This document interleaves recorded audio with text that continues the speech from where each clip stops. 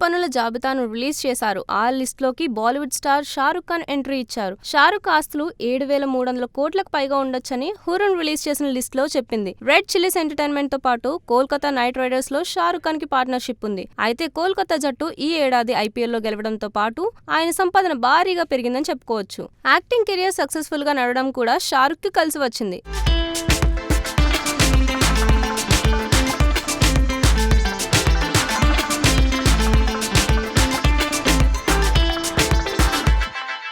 X social media account లో షారుఖ్ ఖాన్ కు special place ఉంది. 44.1 మిలియన్ ఫాలోవర్స్ ఉన్నారు. అయితే సెలబ్రిటీ బాలీవుడ్ నటి జూహీ చావ్లా కూడా హురున్ సంపన్నుల జాబితాలో చేరింది. ఆమె సంపద 4,600 కోట్లకు ఉందని, అయితే కోల్కతా జట్టుతో ఈమె పార్ట్నర్షిప్ ఉందని తెలుస్తుంది. అయితే హృతిక్ రోషన్ ఆస్తి సుమారు 2,000 కోట్ల అంచనా. అయితే హృతిక్ రోషన్ HRX బ్రాండ్ కింద బిజినెస్లున్నాయట.